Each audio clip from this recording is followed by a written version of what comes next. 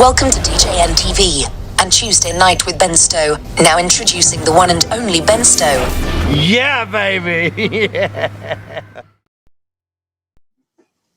Good evening and welcome to Tuesday Night with Ben Stowe. Tonight we've got the greatest show ever. This is going to be the show to end all shows because it's going to be so incredibly awesome. You know, it's funny you said tonight because I literally just got racing home from, and this has been a fun change in the pandemic. Instead of doing live sound and tours, I've been doing a lot more recording, things like that. Yeah. And literally just got done recording tonight for our university's opera. So you said tonight. I'm like, wow, just can't get away. Yes, that's exactly right. Which one of us is Maria and which one of us is Tony? Is that? No, we are not there. Thank you guys for joining us. We've got folks jumping in on Facebook and YouTube tonight.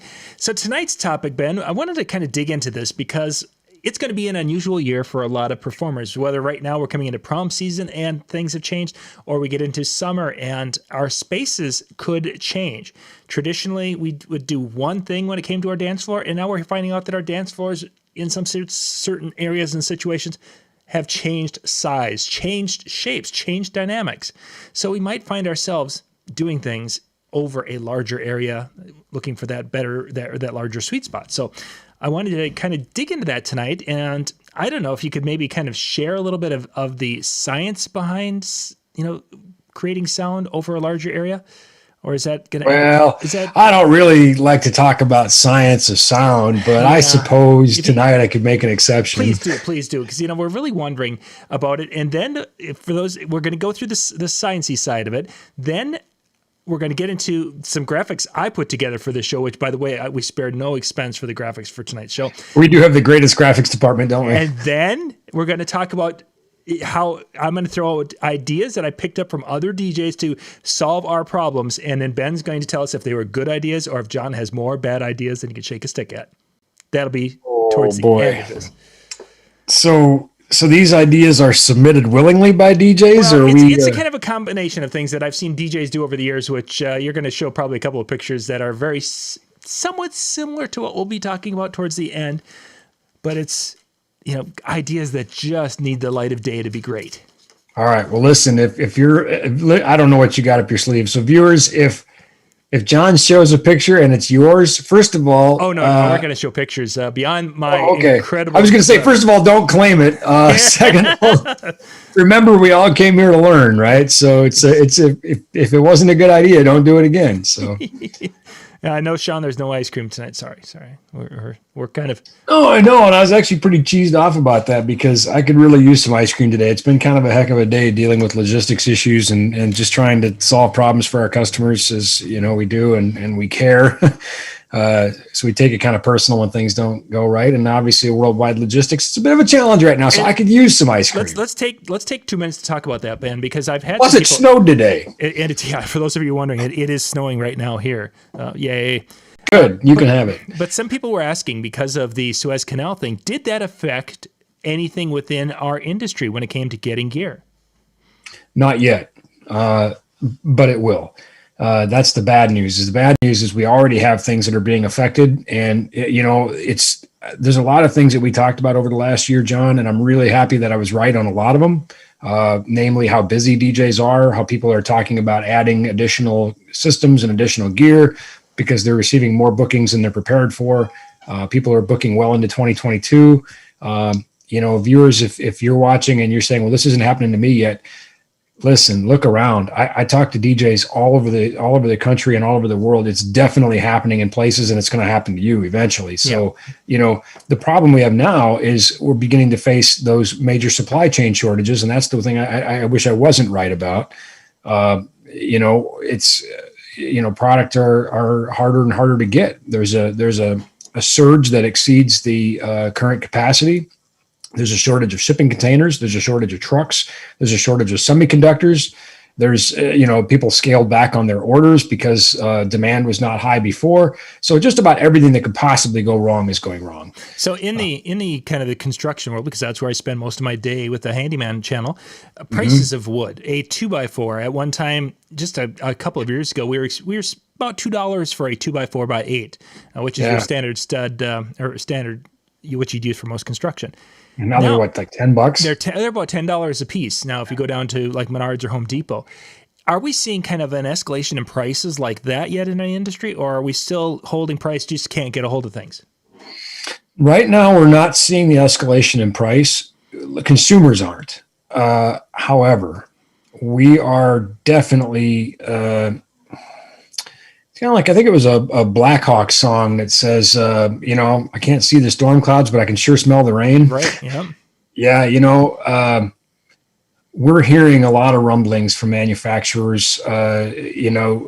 Just policies are beginning to change, and I think people are starting to try to figure out how they're going to deal with the fact that their costs are rising, the cost of wood, which loudspeakers are made out of, the cost of shipping. So I think price increases are absolutely coming, and we've seen some sort of stepped increases. I saw one manufacturer raise prices 3 months in a row by just a tiny bit, sort of that frog in hot water thing, But yeah, nothing as dramatic as $2 to $10. But here again, here's my advice, folks. Order now, not when you need it. Don't order when you need it. Don't order a week before you need it.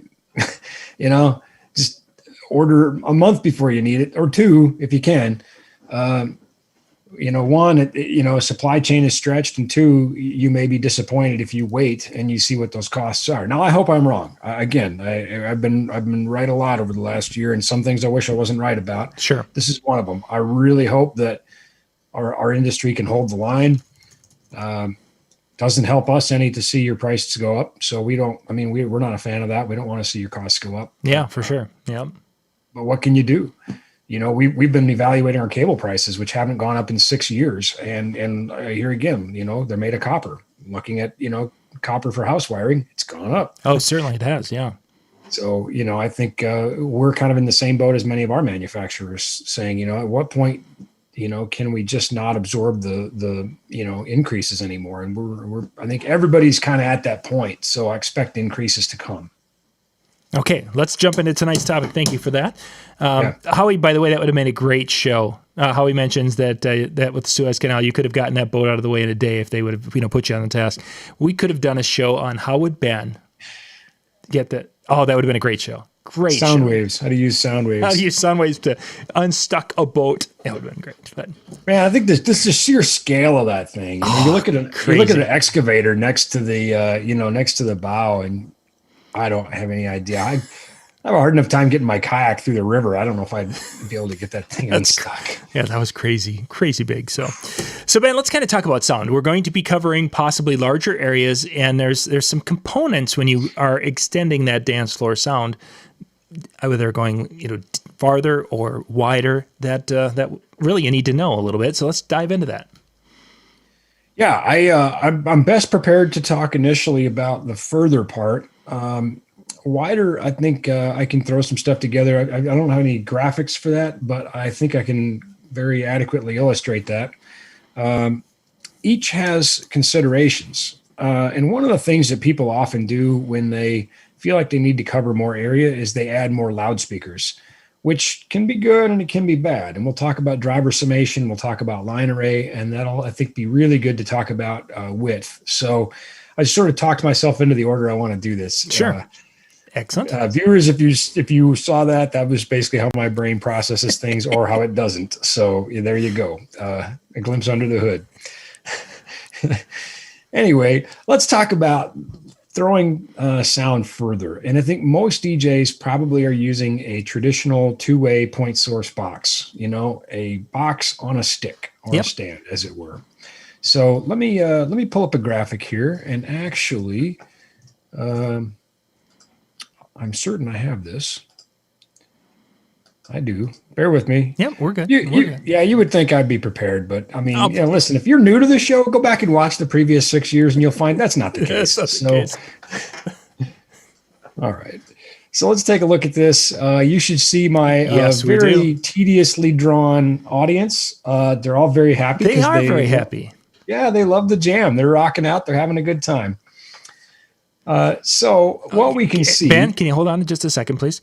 So for those of you in the chat room, put in the chat room what song that Ben would be playing to the crowd to make them that happy, and we'll see who's the closest to being right Right, and Ben's done explaining this image.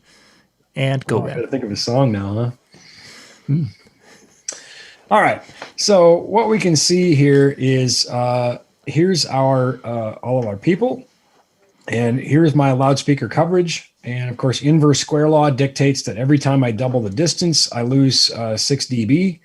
So, I've got my initial 1 meter measurement here, and then double that, I lose 6 dB, and double that, I lose 6 dB more. This is not to scale, by the way. But anyway, you get the idea, right? Mm-hmm. So every time I do that, I'm going to lose 6 dB of sound.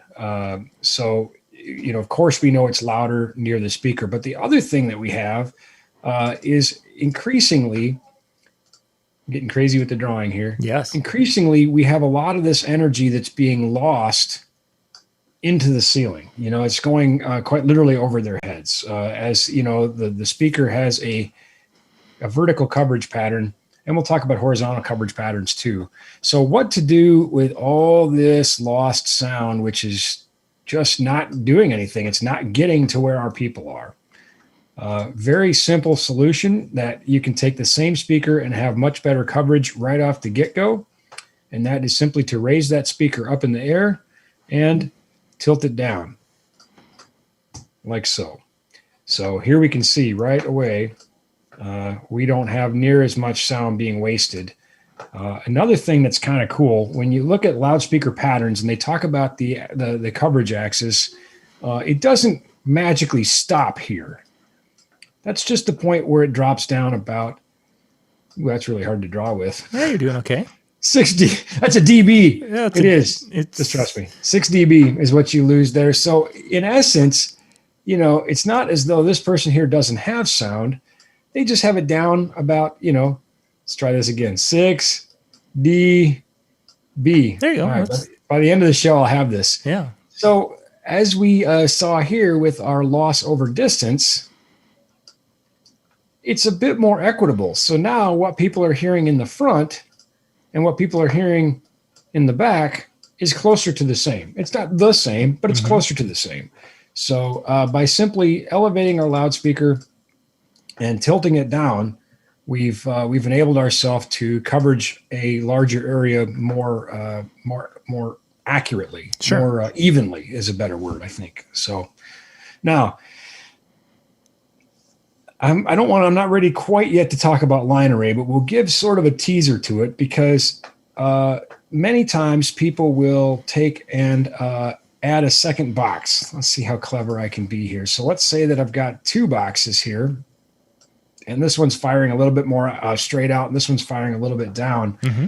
I don't have a line array, and I could potentially even have a big problem when it comes to phasing and interference between the boxes. But that's not to say that this is necessarily bad, because the other thing that I have is I now have maybe a long throw box and a short throw box. So I can sort of use those to create some coverage. That's a topic we should probably approach with caution because of the things that can happen here if you don't do it right. And that is a really good segue to line array. But first, you're probably wondering, how do I raise this box up and tilt it? Yes. So for the first time in 6 years, I thought ahead, and I actually have a product recommendation ready to go. And John, I believe you have the link. I do have the link. Yep. Excellent. You can get this from your friendly friends at NLFX Pro. It is a tilt lock adapter. This part here expands out, which grips the speaker, which is kind of important when you're tilting it. And then you have a fairly precise adjustment of the tilt that you want to get. So depending on the angle you want that loudspeaker to be at, you can adjust that tilt. Nice. Yeah, that has a much more capability than the first one that I had found. That one's actually really quite nice there. So the song suggestions, Ben. All right, let's hear them. What do we got? So I got to scroll back up here. Let's see. John mentioned Star Wars theme. Greg mentioned Cha Cha Slide. Claire mentioned Happy. Sure. Everybody's happy if they're happy, right? Robin mentioned the chicken dance. Jason mentioned Back in Black. That is my jam, by the way. The chicken dance. Chicken dance, yes. We thought about introducing you last year to that. With that would have been so fabulous. I'd have rocked it, man. I'd have been shaking my butt and flapping my wings, and I'd have gone full on cheese. Full on cheese. Awesome. Jason again, Back in Black. John came back with Van Halen's Ice Cream. Oh yeah, winner. And how he came out with "It Depends" by the Flaming Lips. So yeah. Truly, I have no idea what I would play to make people that happy. But I know that yesterday I had to play about 6 times Sunshine, Lollipops, and Rainbows because it was stuck in my daughter's head. So we had to play that. And of course, a classic Leslie Gore jam. So there we are. Sunshine, Lollipops, and Rainbows are the things. All right. That's all right. That's how this refrain goes. Line array time. Let's talk about that and how that can help us. What? Line array. Line array. Sorry, yeah. I had the jam. We're moving on. We've had our moment, and now we're going to move on. I was thinking about ice cream. Great song suggestions, by the way, everybody. You know me so well. I'm super happy. So what is a line array? That's the big question I get. And there is a distinction between a column array and a line array and a constant curvature array, but the physics are fairly similar. So I'm not going to get into that distinction today. I'm going to talk about specifically line array, because especially as it pertains to covering a bigger area. But we'll talk a little bit about that inverse square law where I said you lose 6 dB. In a line array, that can be reduced to 3 dB every time you double the distance, which is very substantial. That's the same as doubling the power effectively, and gives you a much more even coverage. However, stay tuned, some heavy physics. There is a bit of a gotcha to that. So let me start with a picture, and I've got a prop here. We've seen this prop before, but we're going to get to this prop. But let me get to my picture.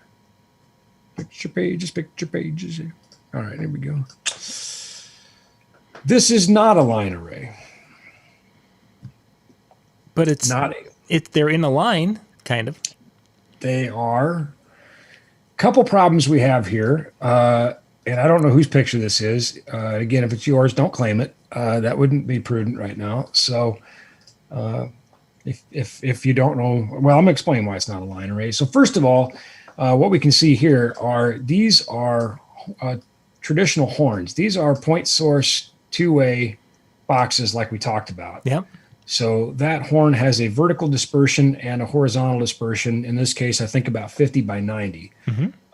So what you're going to have is a super hot phasing mess here going on. I mean, it is going to be just hot garbage. I don't know if I'm using that phrase correctly. It's what the kids say now, right? Yeah, well, the kids are saying it. It's great. That's what I heard. Hello, fellow young people. Yes. Yeah. They were like, hot garbage. All right. Yeah, so exactly what they say. Second of all, I was actually trying to figure out if it was better or worse that they split these, if they were on the same side or the opposite side. And I decided that it didn't matter. It was still just going to be hot garbage. So, so that's bad. Second of all, these boxes are not intended to be hung in this way. So there's a structural concern. That might be my number one concern, is just the overall safety. But again, it's going to sound like absolute trash. And then, of course, too, we've got these boxes side by side as well. So we have more hot garbage. Just that's how it sounds. That's my drawing shows you how it would sound. So you're showing the quality of the sound there. Can you feel the anger in my drawing? Just looking at this gets my No, Ben, tell me how you really feel about that. I feel like if this was a friend of mine, I would buy them an ice cream and have an intervention. I'd be like, listen, you can't ever do that again. Okay. You can't ever do that again. So let's talk about what is a line array. And then we'll talk about why they might be advantageous for this, because certainly they excel at covering a large area. And I'm going to show you some fun graphics. So this is a line array. And this is my line array, actually. It's been a year since I've seen it. It's kind of nice to see pictures of it. It gives me a little kind of a funny butterfly feeling in my tummy. Pretty excited. But anyway, these boxes are adjusted very precisely and very purposefully. The angle between each box is done very precisely. And we can see that it has this J curve, more of an aggressive curve as it gets towards the bottom.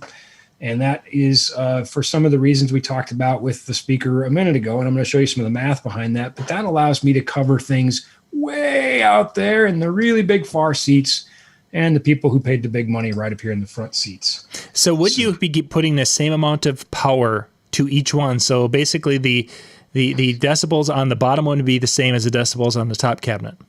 No. Now, two important things here. One, the EQ is the same. That's very important. The EQ is the same, or else we create an acoustic mess. But we typically run these in zones. So, my top 3 boxes are in a zone. My next 3 boxes are in a zone. The next 3 boxes are in a zone. I might have missed one. And then maybe these are in a zone. And depending on some very complex math, which fortunately I have a computer to do, these might be at 0. This might be at -3.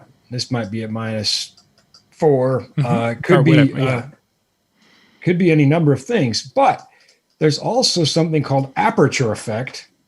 Now we're getting to some really heavy physics where this one might be at -3 and this one might be at -3 and these might be at 0. And that aperture effect actually gives us some really smooth, even coverage too. So anyway, this is not a show we can do, not now and not in an hour and not in. Yeah, but just the idea that there's a variation that you need to do and need to be accounted for. Moral of the story, you don't just do this. You don't just stack up boxes. There is definitely some math involved in using them. And the boxes themselves are very, very precisely and carefully engineered to be used in this way. Both structurally, there's very strong metal right here that goes all the way through that is able to support this weight. And then you can see the fly grid up here. The wood of the box or whatever is not carrying any weight at any time, basically, but also acoustically. And I'll show you a fun example here how that works. Talking about width, most of these boxes up here have a 90-degree width, and then my bottom boxes typically have like 120-degree width because they're closer to the people. So I need more dispersion off the side. And that, of course, changes the decibels as well. Lots of things that go into the calculation.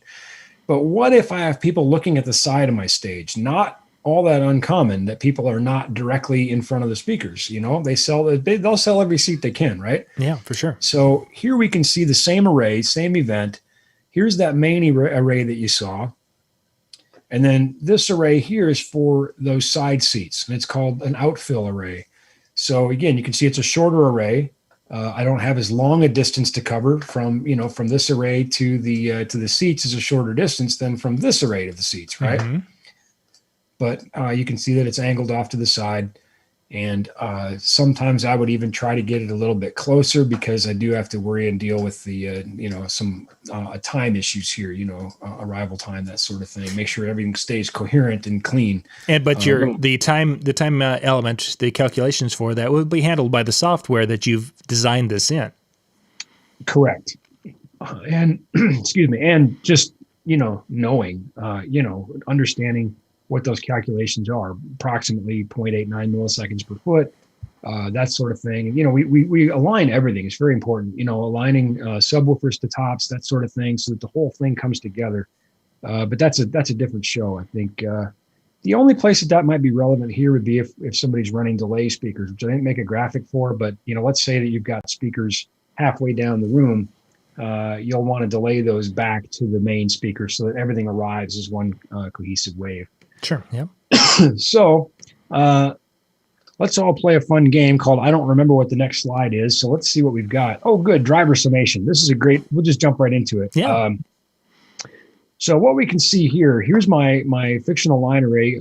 Thanks to my friend Stu Schatz for these graphics, by the way. He's probably one of the best audio engineers in the world, and he made these, and I decided not to reinvent the wheel. So thanks, Stu, if you're watching, which I know you're not, but you should watch, Stu. You might learn a thing or two. Anyway, if you know him. Like I said, truly one of the best engineers, I think, out there. Anyway, what we can see here is this distance, between the drivers and that distance in wavelength. And we're going to start out with a really low frequency. We're going to start out with 100 hertz. It's a very long wave. That's like 11 feet long, that wavelength is. And so what we can see looking at this response here is that if our drivers are within,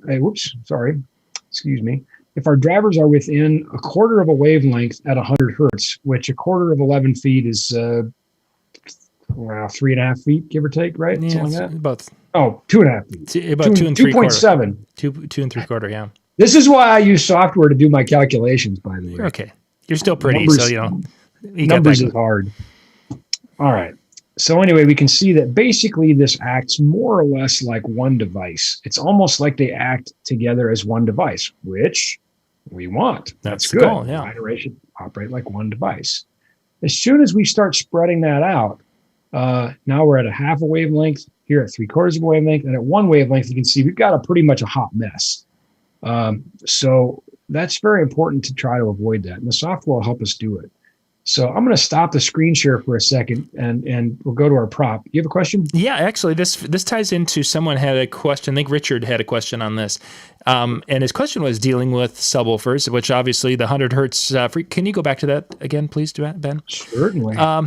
He was basically saying that he's heard from people that an 18-inch sub for a smaller dance floor, which maybe, a 20, 30 person dance floor, an 18-inch sub does not work as effectively for a small dance floor as a 12 or 15-inch when it comes to that floor.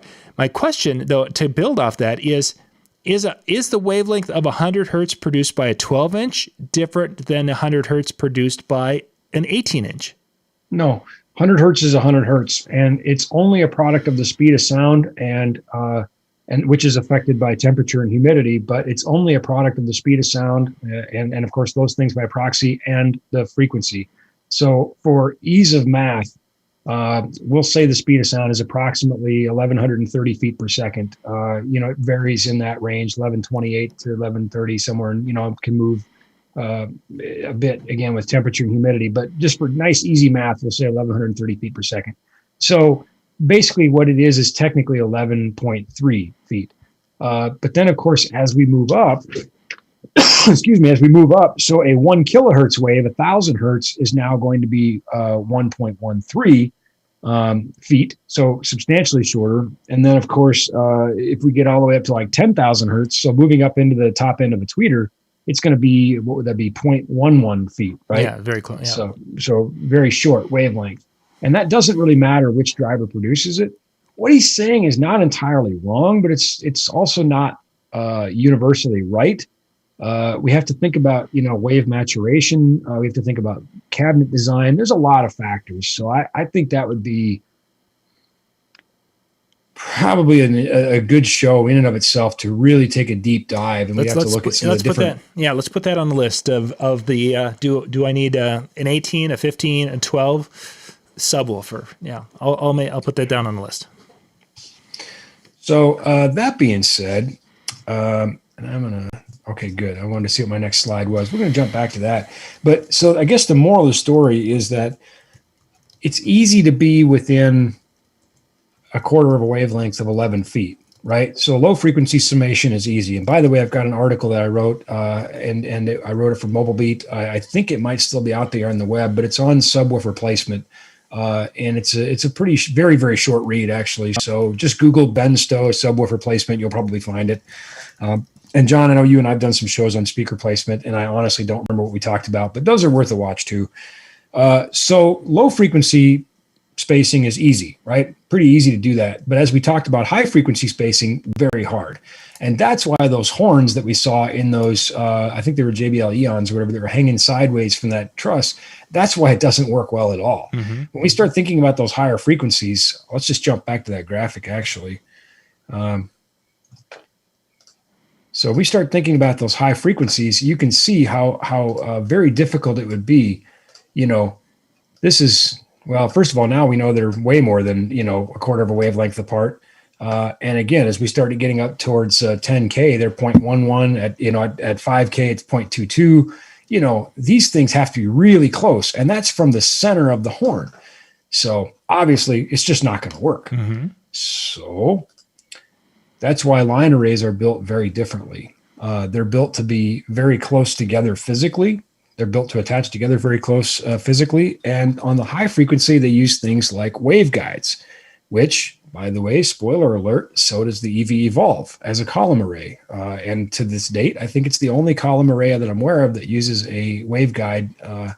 So, sort of using that pro line array technology. Now, was I paid by EV to say that? No. Am I an EV fanboy? Kind of. Do other people make great stuff? Absolutely. So why am I saying it? Well, because it's true.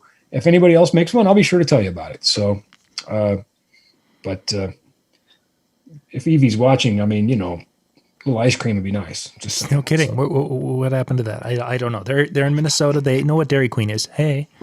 Yeah, it's crazy. We're all in the same state, but I haven't been there in a year. So they haven't been there in a year. Exactly. Nobody's been in the office. Anyway, back to waveguides. Basically, every line array uses these. Not every column array like we talked about, but every touring line array uses waveguides. And the whole point here is that it takes a single high-frequency driver, which you might see, your round, tweeter, right? High-frequency, and it divides it into lots of smaller ones that are really close together so that when they are stacked and aligned, all those are very close together. That distance stays very, very tight. The other thing it does is it aligns them. So the path to the outside would be longer than the path through the inside if they didn't have these squigglies. So that's what they did. The waveguides inside my line array is actually a really cool new design, and it's kind of like pins. Like you ever play that game where you drop the thing at the top and it goes bing, bing, bing, bing, bing, bing, all the way down? It looks like that inside. It's pins. It's carefully placed pins. And anyway, it sounds phenomenal. And engineering and science is fun. But the concept is the same. So this allows those boxes to work very differently than a horn, which is basically just open. This waveguide is it's guiding the wave. It's doing exactly what its name implies. One of the reasons that line array boxes are designed very differently, one of the many ways. The other thing is to talk about, we talked about that 3 dB drop, but to talk about how line arrays behave differently and how that works. And this gets into some fairly complex physics. So let's do a whiteboard thing here. So, all right, need a text tool. Basically, it's the array length. Did I spell length right? Yeah, there you go. That looks better. Divided by 5 equals, we'll call it X. X marks the spot. Okay. And then speed of sound divided by X equals the frequency, the effective frequency at which the line array acts like a line array. And I'm going to show you an example of this here in a second. All right. So let's have some fun because it matches the example I have for you. It's not accidental. Let's take a 20 box X-Line Advanced, doesn't really matter. 20 box array is, I got to write this down, 33.8 feet long. Okay. So that's, we're talking big time stuff here, right? Mm-hmm. So, not something you'd take out in the back here. Well, I might take out. You could. You got the budget for it. My neighbors have no idea who they're living next to, but they might find out. They might find out one of these days. Hey, another few months of shutdown, and I'm just going to do it. All right, so we take that divided by 5. That gives us our X value of 6.76. So then we take our speed of sound, which we said we would just round at 1,130 feet per second, divided by 6.76 equals effective frequency of 167 hertz. Okay. So this line array will act like a line array down to 167 hertz. So let's see. I'm going off script. What if we only had a 3 box? Okay.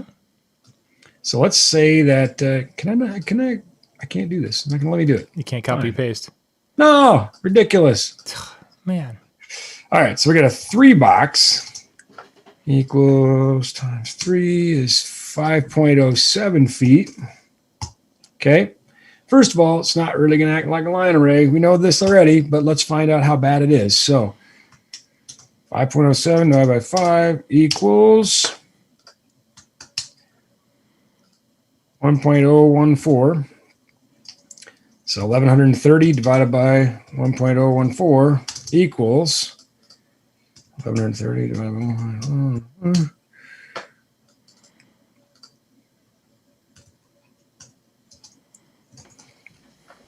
So this will only act like a line array down to about 1K, or really right in the middle of the vocal range. So moral of the story, more boxes are necessary to make a line array. 3 boxes does not a line array make.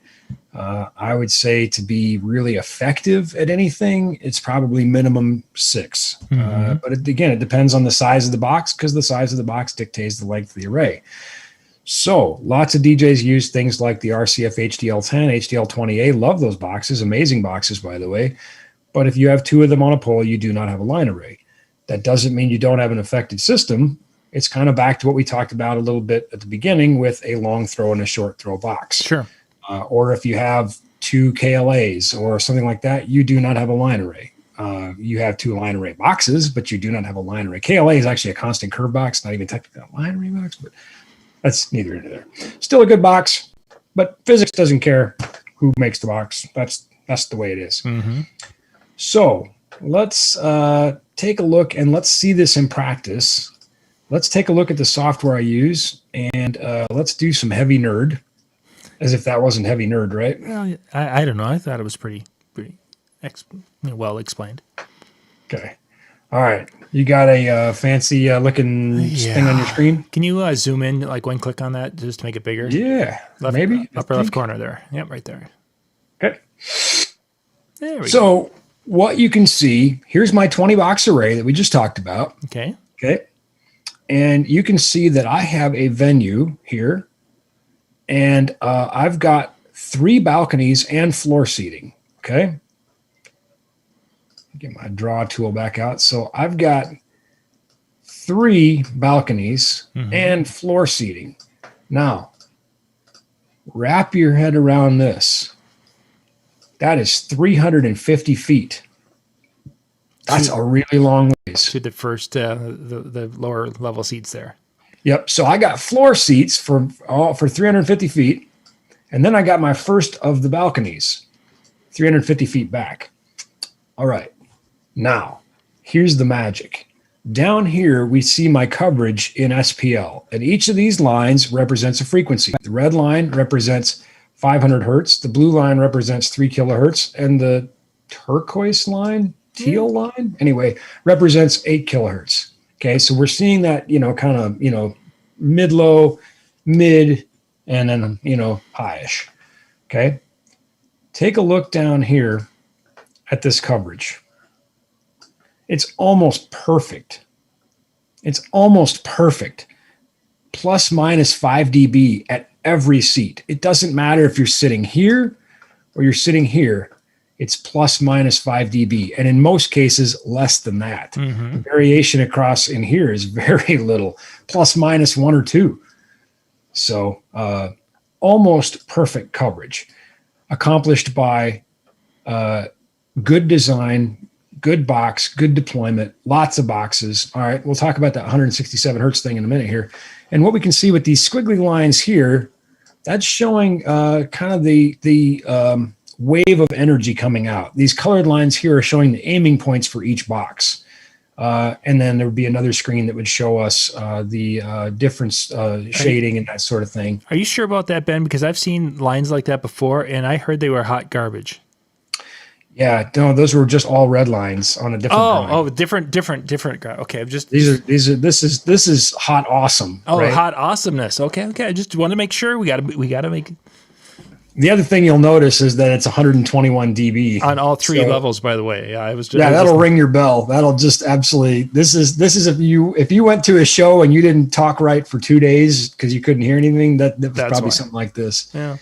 This is the science behind it. We will notice there's a bit more deviation in the balconies. Here we can see balcony 2, balcony 1, but still really good. Really, really good. And you're, 400 feet from the stage. I mean, 500 feet almost back here. That's ridiculous. So our red line as we're looking at balcony 2. So our red line, we've got basically almost the biggest drop off there. Mm-hmm. And it's those lowest frequencies. Hard to push them suckers all the way out there. And the 3,000 is just above vocal range. Mm-hmm. And that's there. So we're basically talking more of our instrumentation, and then you've got your hi-hat. So that's it. This is the biggest problem we have here is the variation between these, because if I mix it correctly, let's say that front of house is at 100 feet, so the mix position is here. So here's how I mix it. What I'm mixing is different than what you're hearing out there. But again, you are 500 feet back. Mm-hmm. And the difference isn't that big. It's going to sound anyway. Everybody who went would be happy, is my point. Sure, yeah. I mean, you're still talking only a 3-4 decibel difference. Yeah, the biggest, would be right here. The people right exactly in that row. That's the biggest difference. Where, it's going to sound maybe a little bit shrill. That 8K is a little bit spiky there, But, yeah. Anyway. Mm-hmm. And we could get into other things like, air loss, whatever. But so let's take a look now. So remember this, okay? And take a look at my line here. Mm-hmm. I'm going to drop down to 165. We can see that line changed. My red line now represents 165, and you can see this change because it's beginning to not work like a liner right now. At 165 hertz, it's just beginning to not work like a line array. Move to 50 hertz, and you can really see the difference. Now you can see that red line. Come on, drawing tool, where'd you go? My program won't let me do it. Now we can see that really major difference there. And that's because at 50 hertz, it's no longer acting quite like a line array. And you can see the result here. Yeah. But it's interesting as we look at the balcony 1, that's still great grouping. Right. And actually balcony 1 might have got better. Yeah. Might be better at 50 hertz. And really, here's a great takeaway from this. Anytime, because wavelength is determined by frequency, and the wavelength will determine how things interact with each other. Anytime we fix a problem in one place, we might create a problem in another place. Mm-hmm. So ultimately, we can never achieve perfection. We just achieve the best overall average that we can. Anyway, I just wanted to show some of the behind the scenes of big system engineering and say, well, how do you cover a big area really well? Sure. Well, with a lot of boxes is how you do it. Mm-hmm. And that may not be practical. It may not, fit in your client's budget. It may not, be the right system for you. And that's totally cool. It just comes down to managing expectation, and understanding the end result, and then engineering what you have towards that result. You can do it with lots of smaller speakers that are spaced out, that are delayed, things like that. And when we get into coverage for width, it's really the exact same principles, except we have to think about, what is the width of our box? It's probably now wider than taller. It's designed that way on purpose because we need sound typically to go more left and right than we do top and bottom. We don't need as much sound on the ceiling and the floor as we do, where the smiling faces are. Right. So that triangle is simply going to be wider. And here again, we don't want to overlap those coverages because we'll have interference with the wavelengths and we'll start creating phasing and we'll start seeing those squiggly Rorschach drawings like we did when we were looking at the wavelengths. So whiteboard moment, and try to save a little bit of time for Q&A and some of John's questions. All right, let's clear the whiteboard. Oh, how can I do this? So I got speaker 1 and speaker 2, and I don't believe I can rotate these. So let's just freehand draw this, shall we? So here's my coverage here. Here's my coverage here. Hot garbage. Again, big mess. I recognize that. I've seen it before tonight. Same. Don't want that. Okay. So what do we do here? Well, I don't know how to rotate these boxes, so I'm gonna have to freehand draw this. And if anybody laughs at me, well, I guess I wouldn't know because I can't hear you. But so what I would do is I'm going to splay these boxes apart. I'm doing this with a mouse, by the way. Yeah, so, no, you're doing fine. You're doing fine. The idea that we're after the... Not that I mean, my feelings are not going to be hurt, right? Yeah. Like, look, if you're going to make fun of me, go have your own show, right? So, anyway.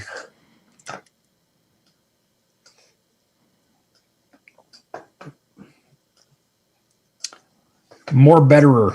More And better. now we not only have solved the hot garbage problem, but we also have a wider arc of coverage. Mm-hmm. And this angle here, by the way, should be approximately the angle of the horns. So if it's a 90-degree horn, you could go about a 90-degree splay. Okay. Another fun little trick, if you've got some mess still going on here, which, by the way, only people that walk in that area are going to hear it. And if they're not moving left to right, it may not be that big a deal. Newsflash, phasing always happens, basically, even at big concerts. We just count on you not moving across the aisle laterally. Stay where you are. Stay in your seat, you'll never know. That's because it's minimized. It's not hot garbage. It's just, it happens on some tiny, minute little level is my point. But if you do have that problem, you could put a slight delay in one box, maybe 3 milliseconds or something, and that will really smooth that out pretty well. So anyway, that would be a trick to achieving greater width for your coverage. Excellent. Time for the Q&A. Well, first off, I've got to get through, I wanted to get into some scenarios because... Oh, that's what I mean by the Q&A. Yeah, exactly. So I spent a lot of time working on my graphics here, my artwork. That's really good, John. So I've got me down here as doing my DJ thing, and then I've got my wider dance floor. And this is actually a situation that I've got a couple of times coming up here. Typically, we would have been looking to have that about maybe a 40-foot dance floor. Now we're looking at having a dance floor that's 100 to 120 feet wide. But yet they want to have it so I'm not throwing 120. I've got the wide but not long. So a situation like that, I mean, my first, because I love my evolves, and this is actually going to be a problem setup for me. So I love my evolves, and I think that could be part of that solution. Maybe. I think so too. So let's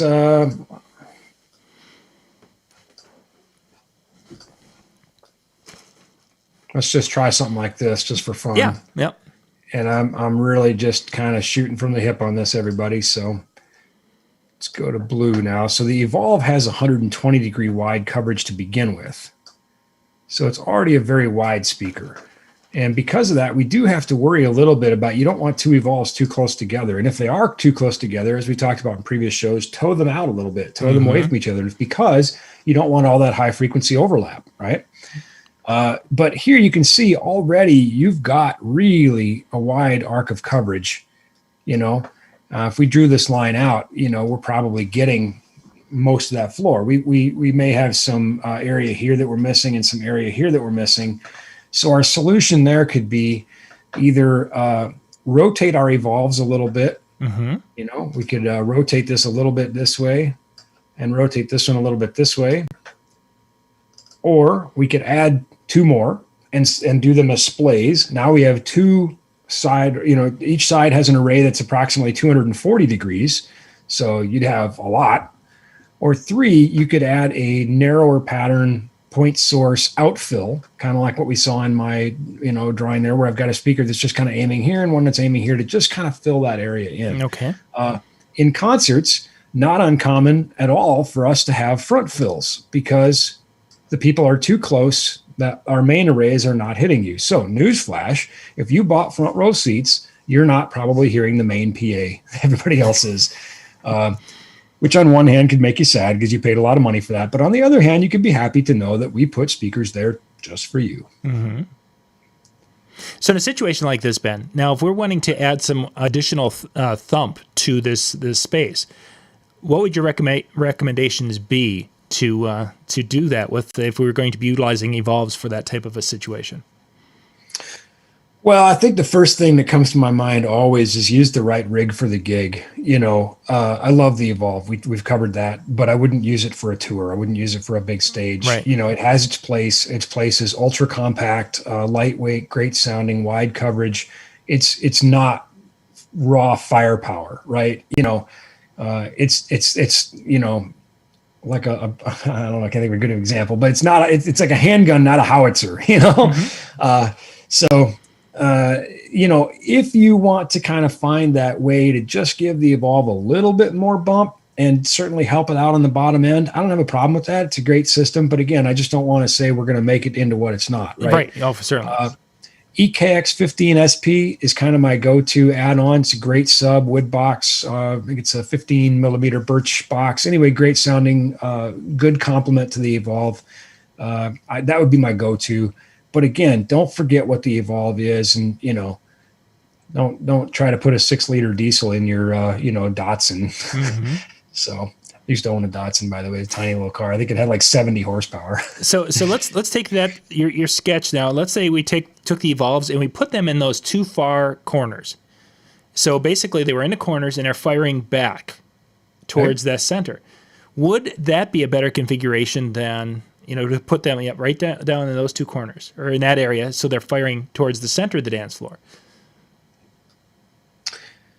It's been a long time since we had an It Depends, and this might be one of those moments. Mm-hmm. So we certainly could angle these, so let's say I'm going this way and I'm going this way.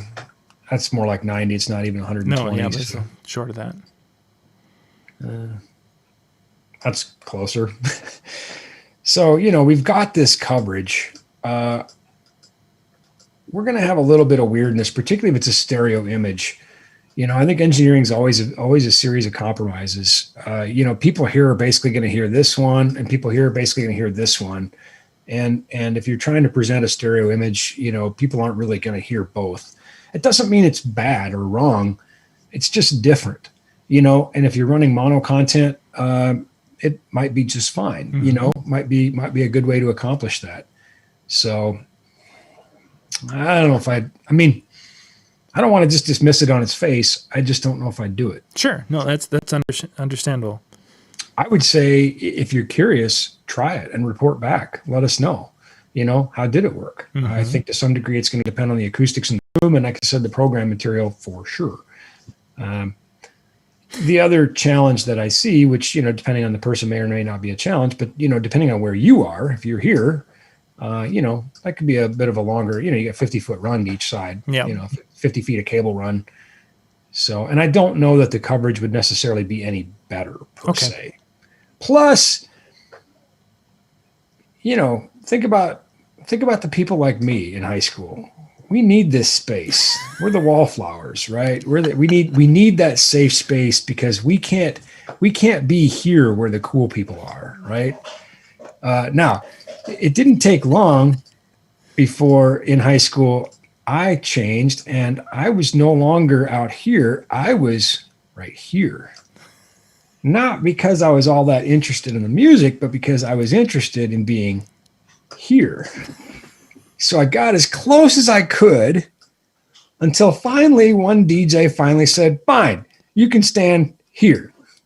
And now I'm here. There you are. And there we are. It all started with that light made out of coffee cans back then. And that's it at the beginning of the story right there. I said, all right, I can do this. I can do this.